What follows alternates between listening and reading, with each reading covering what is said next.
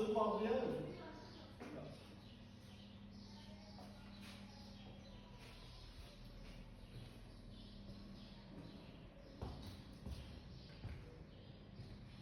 Xətai rayonu Əhmədli kəndində 3 mərtəbəli bina evinin 1-ci mərtəbəsində orta təmirli 3 otaqlı evdir.